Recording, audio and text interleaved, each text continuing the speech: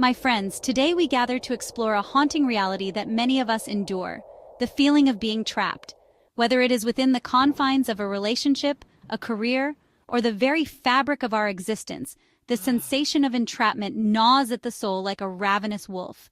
It is a silent suffering, a psychic prison, and a shadow cast upon the spirit that demands our attention. But why do we feel trapped? To understand this, we must venture into the depths of the unconscious, for it is there that the roots of our bondage are buried. We become trapped when we cling to personas that no longer serve us, when we remain enmeshed in relationships that suffocate our authentic self, or when we succumb to societal expectations that stifle our individuality. You see, we are all born with an inherent urge toward individuation, the realization of our unique, intrinsic potential.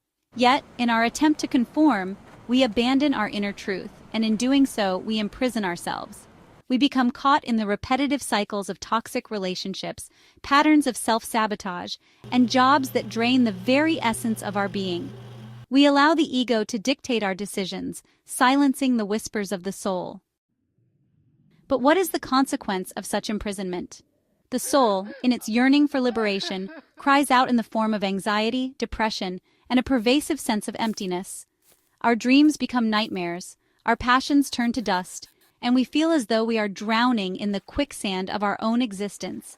We become estranged from our deeper self, losing sight of our purpose and meaning. So how do we break free from this psychic confinement? First, we must embark upon the path of self-reflection. We must have the courage to confront the shadow, those disowned aspects of our psyche that we have buried in fear and denial. By facing our shadow, we reclaim our power and begin to dissolve the chains that bind us. Second, we must cultivate the art of discernment. Are the relationships we nurture fostering our growth or hindering it? Are the choices we make aligned with our innermost values, or are they dictated by societal pressures and the expectations of others? True liberation lies in the recognition of what is truly ours and what is the projected baggage of others. Third, we must dare to step into the unknown. The path to individuation is not paved with certainty, but with risk and vulnerability. We must be willing to shed the skins of false identities, to release the grip of the familiar, and to venture into the wilderness of the self. Only by embracing the unknown can we awaken to our fullest potential. Lastly, we must cultivate a connection with the transcendent, the numinous. In reconnecting with that which is greater than ourselves, whether it be through nature, art, spirituality, or the creative act, we open ourselves to the deeper currents of life. We remember that we are not mere captives of circumstance, but creators of our destiny.